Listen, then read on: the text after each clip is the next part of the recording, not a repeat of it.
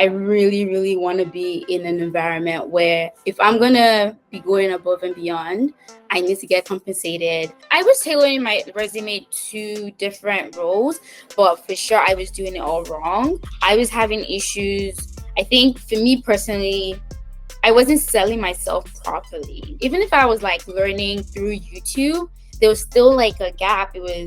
I didn't really know what I was about to get into. I didn't really know what was going on. Don't overthink the process. I think a lot of the times, a lot of us are just in our heads. I'm really excited this week to speak with Ona, who just broke into Samsara, a market-leading tech company, and not to mention an incredible offer making over 100K in her first ever sales job. You're gonna get a lot out of this conversation because, quite frankly, even though the end result was great, it wasn't a super smooth process. We dive into some of the things that Ona did early on in mid and final stage interviews with different companies that ultimately didn't work, and then talk about what she learned, how she quickly iterated, and ultimately got such a great result. Also, for those of you watching, a very common objection for people breaking into the industry is you don't have sales experience. Later on in this video, Ona shares a unique response we had never even heard before that worked incredibly well, was an awesome way to approach the question, you don't have sales experience. So stay tuned because there are so many great nuggets in this video. Ona, we're really excited for you. Obviously, congratulations. We know you're gonna do big things. Thanks for the time, and I know everyone watching is gonna get a ton out of this video. Hey everybody, really excited to speak with Ona today, who just broke into tech sales at Samsara, one of the best offers of anyone in our community. So we're obviously super excited for you, but also I know you persisted. You had a lot of close calls with some really great companies and really saw through it to the end. So I know people watching are gonna get a ton out of your story. Maybe just setting the stage of your background and where you were at before breaking into tech sales, and we'll take it from there. Yeah, no worries. Thank you so much for having me. So before I transitioned into tech sales, so my background was mostly in actually marketing. So I was a digital marketer for a couple of years after I graduated from university. So I did that, and I feel like even at that time, I already started to get this itch for wanting something more. I feel like me as a person, I'm someone who does the most at work. I'm Nigerian, so we say something like you carry work on your head.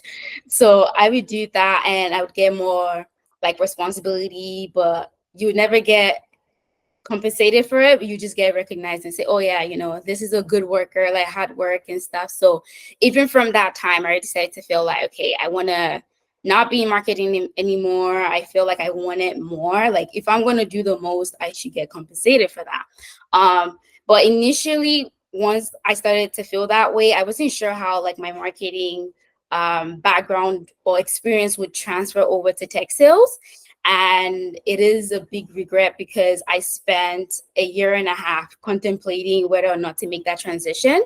So in that time period, I started to do like customer success. So I did that for about like 18 months.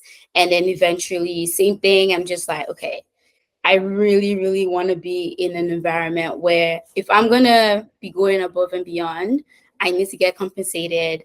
I feel like, that's what tech sales is as well. My exposure to tech sales is actually through my brother. So he's also an account executive. So I didn't know anything about tech sales, but I already saw what like his life was with it. So where he started from and just in the personal growth and also like the financial like upgrade, I was like, okay, this is definitely what I wanted to do. And through my brother, actually, I had spoken to him and said, okay, this is something I'm kind of interested in. I'm not sure yet. So he had introduced me to someone from his old company, and it was just supposed to be like a testing the waters type of conversation. But I had such a great conversation with him. He ended up giving me a referral into that company. So I went through that interview process, and that's actually where I found the YouTube channel. So I found the resume one because I was already looking to like, hey, how am I going to revamp my resume? So I saw the video with Eric. It was like an hour long or so. And I remember from that video, you were like, no, take some time and just focus on this and just get it done. So I was like, oh, okay, I like how like direct Eric was even in his videos.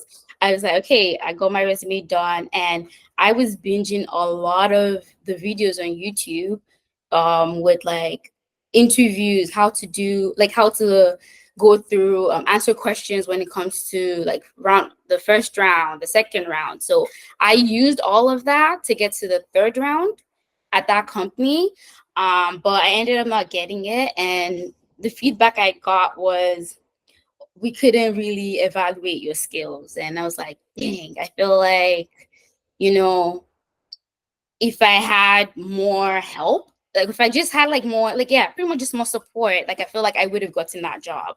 So that's literally how I found higher levels. And I think maybe like a month after that, I saw another video on YouTube. I think it was one in the car where you were talking about deciding whether or not to go with the boot camp or, you know, doing things yourself. So I had already tried to do it myself, and I was like, okay, I feel like what I really, really need is like feedback. Like I needed someone to let me know if what I was doing was like right or wrong. Yes, I had my brother, but my brother was busy and he had other stuff. So I was just like, okay, you know, I'm gonna go this route. I personally I'd seen people like other videos about like horse carriers, and I was watching those videos, but I just really loved how direct and stern, I would say, Eric was in the videos. I was like, okay, this is someone I could trust.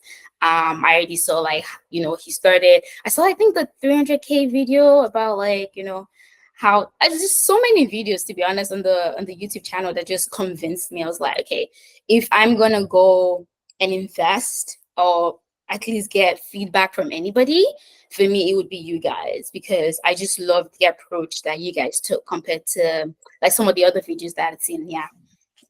But yeah, Yeah. long this story. But yeah, that's pretty much. No, that's amazing. So much to unpack. But that's awesome. Like I think seeing that progression and that perspective is really valuable for people maybe on the fence. Maybe one question for me before I hand it over to Chris too, and kind of taking a step back. You mentioned you were looking at tech sales for a year and a half or so. You weren't totally sure. And then you ultimately finally reached that point where you do decide to pursue it. Maybe outside looking in, just a brief overview of what that was like for you. And then what ultimately made you say like, hey, I have to do this. I would say initially I was actually nervous. And I think that was only because I didn't really understand what tech sales was about. You know, you just hear, oh, tech sales, and you're selling to this big personas of like the CTO. And like, I was just like intimidated because I'm like, I've never done something like this before. Like it's all new. So like that was where I would say like I was initially like kind of fearful about that. And also just having another experience at a company where, or like in a field where I'm doing the most, again, being so like, you know, given more responsibility again, and then getting the same result, which is just like, oh, you know, she's one of our, you know, best team members or whatever. I was like, okay, enough is enough. This was just another confirmation that like marketing was in it for me, customer success was in it for me. And I wanted something that honestly I could get compensated for it. I just feel like my work ethic and all of that just aligned more with tech sales and just sales in general. Yeah. But it's sad that it took that long for me to get to that point. But once I did, there was no turning back for sure. Nice. I think everybody has their own timeline for, you know, I mean, it's not a light decision to make either, right? Regardless of which stage that you're at in life, like going into tech sales it's a big leap. Like for a lot of people, they're leaving a career behind that maybe they put in like significant amount of years. Maybe it's like just making the choice between where do I put my time? So, you know, point being like, there's absolutely nothing wrong with that. And you absolutely crushed it. Like not a lot of people actually, you know, can make it into a company like Samsara. Samsara is, you know, for those out there that are watching this right now, that don't have context about Samsara, it's quite literally one of the top tech sales companies in the world. So very, very hard to break in. You broke in and got one of the highest OTs that we've ever had for any students. So you crushed it. I don't want to downplay that by any means. I want to sort of take a step back too. Like you mentioned, you were looking at a couple of different courses.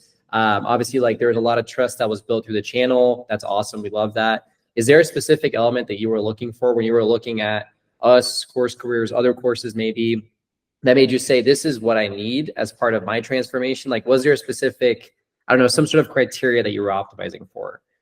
Yeah, definitely.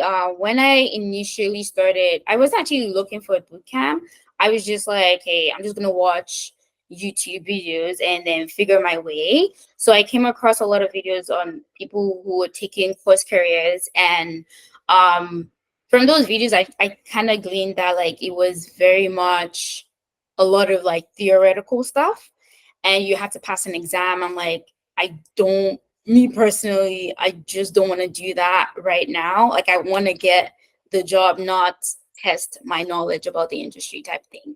So so like the main criteria that I had was like I needed feedback. I needed that one-on-one interaction so that I could get more like customized feedback, and just having you guys like, you know, with higher levels, having the live Q&A, that was so helpful.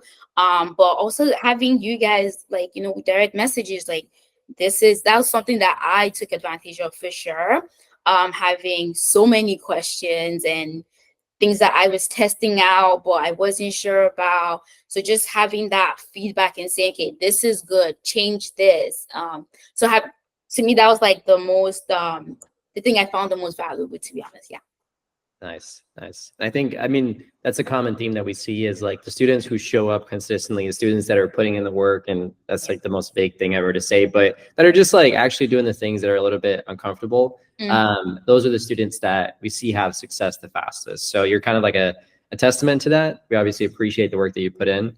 I guess now that you've gone through the course, you went through all the training, you obviously did it very diligently. Was there a specific part of the program that you felt like was more valuable than other parts? Or was there a specific segment where you said, wow, like this just kind of took things to the next level for me, or like, this is exactly what I needed? Was there a specific part of the program that you felt like just kind of changed the game for you?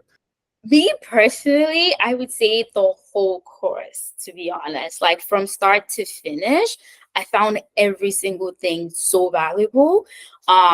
I think the gap that I had was, even if I was like learning through YouTube, there was still like a gap. I didn't really know what I was about to get into. I didn't really know what was going on.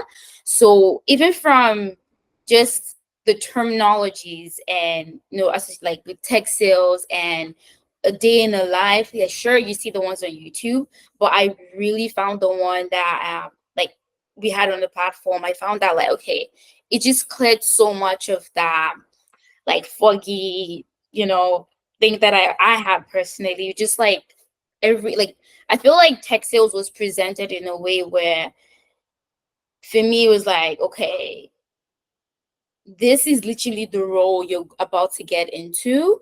This is what you will be asked to do.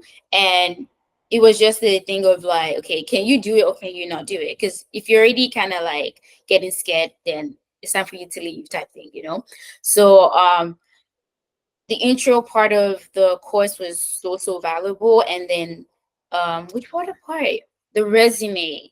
I was tailoring my resume to different roles, but for sure I was doing it all wrong. So I was rewatching those videos over and over again, and really applying those things, like reading the job description and then seeing, okay, this is how I'm supposed to apply it to my resume, which is amazing because that's literally how I got the interview offer from Samsara. Like it was probably the only company I didn't have to do any prospecting into, because my resume literally got me the interview, and then I just did all the other stuff to make sure I got the offer in the end.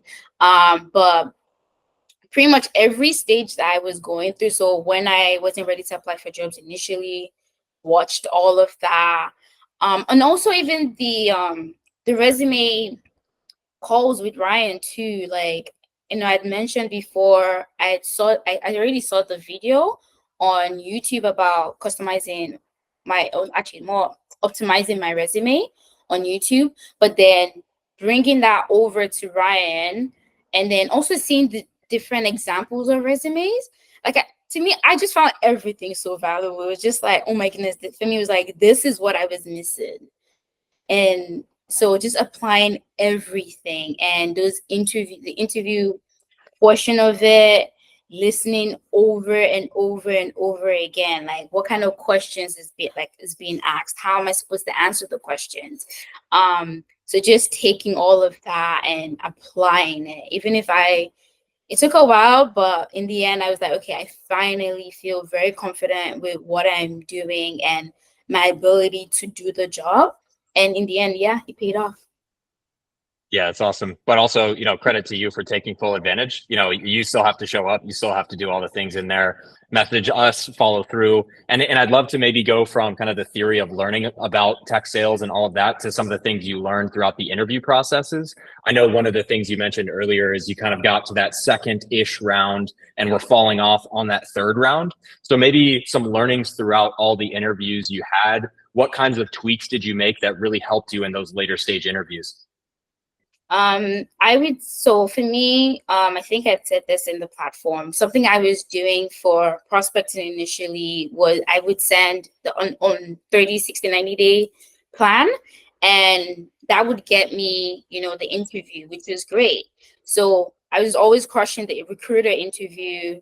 But once I got to the second round and they're asking questions about my past experience and just literally evaluating my skill set, I was having issues. I think for me personally, I wasn't selling myself properly. So with one of the companies that I'd initially interviewed with, I got to the second round. This was Clue. I leaned, like all my answers, I leaned heavily into personal development. Why do I want to get into tech sales? It was like, I'm trying to be better, personal growth and all of that.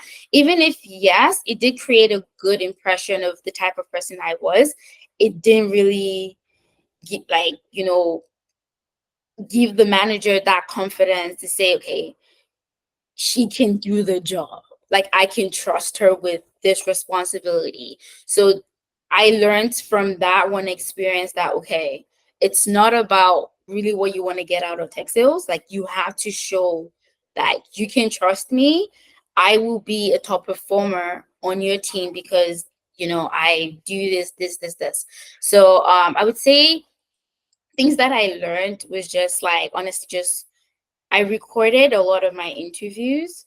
So I would see like maybe I wasn't listening enough to the question that was being asked, and I would just kind of give the wrong answer.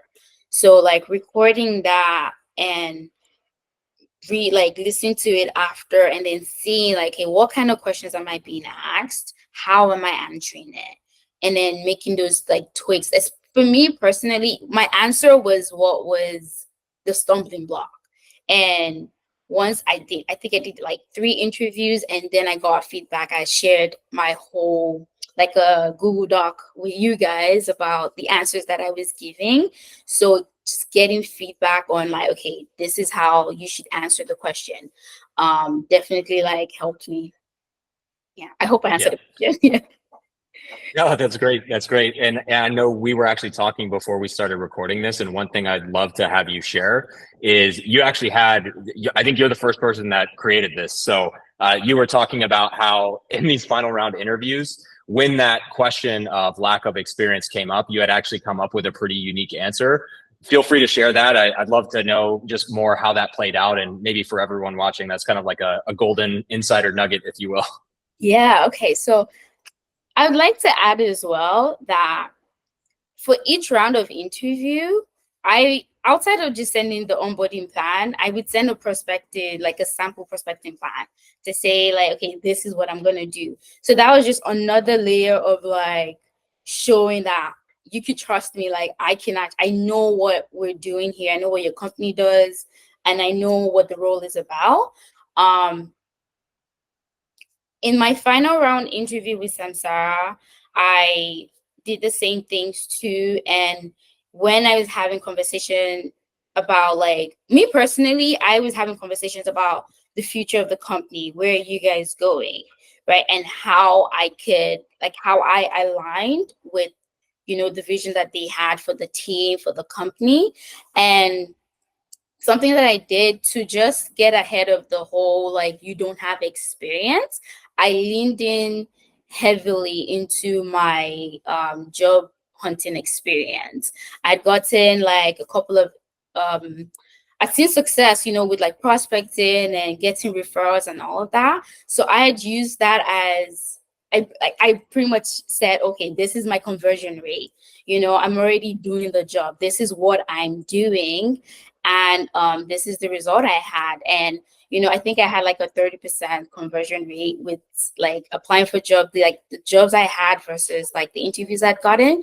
And they were so impressed, like just seeing that number, like I have a 30% conversion rate and, showing like I'm already doing the job, even if I don't have the job. That was something that Samsara was very impressed with.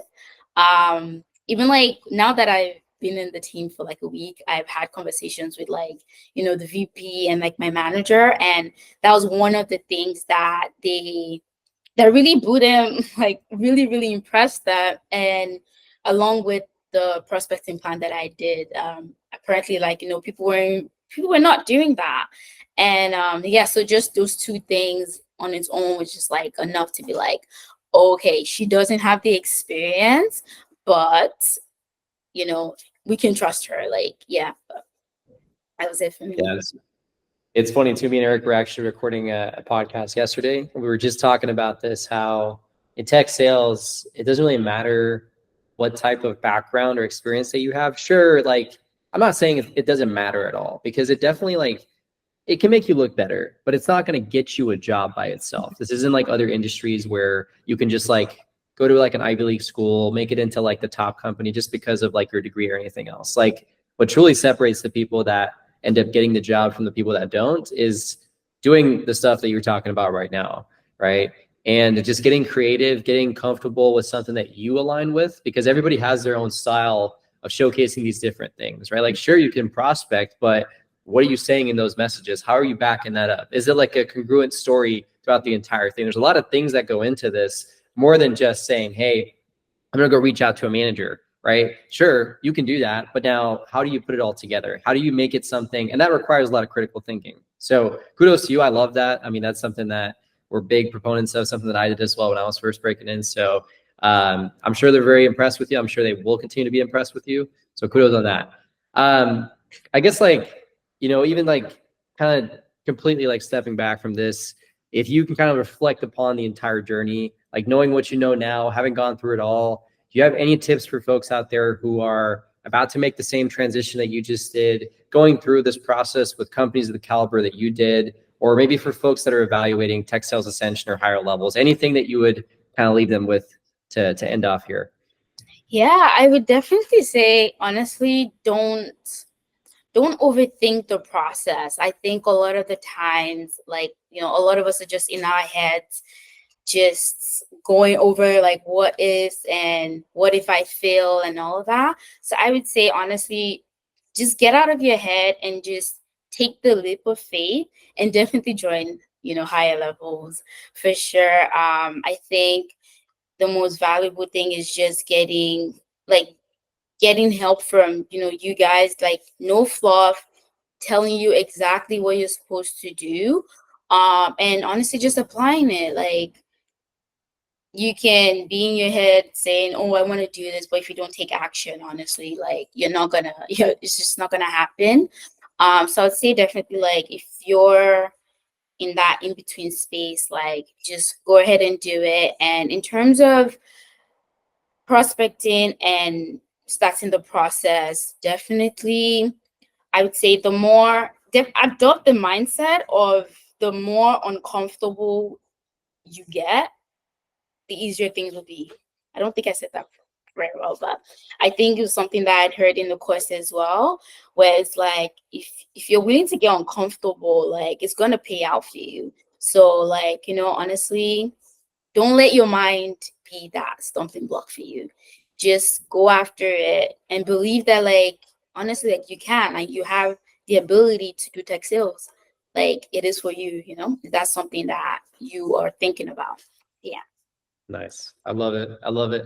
Well, congratulations, Ona. We're super excited for you. And I mean, we're super impressed with just like how quickly you did this, how well that you kind of carried yourself throughout it. So huge kudos on it. I don't want it to go unnoticed. We're going to drop Ona's LinkedIn down below as well. So Ona, if you're not too busy going through onboarding and ramping into Samsara, definitely feel free to hit her up. I think that this was a really, really solid conversation. So we appreciate you taking the time. And Eric, I don't know if you have anything else, but this was a really, really solid one. Yeah, this was great. This is the video I wish I saw back when I was making the transition. You were talking about waiting for 1.5 years. I waited for 3. So don't be too hard on yourself. And had I seen a video like this, it would have fired me up. So this is great. Really appreciate you sharing. Yeah, well, thank you guys so much for the course and the YouTube channel. Like, it honestly has changed my life, honestly. And super, super, super appreciative of everything you guys have done up to this point. But yeah, thank you so much.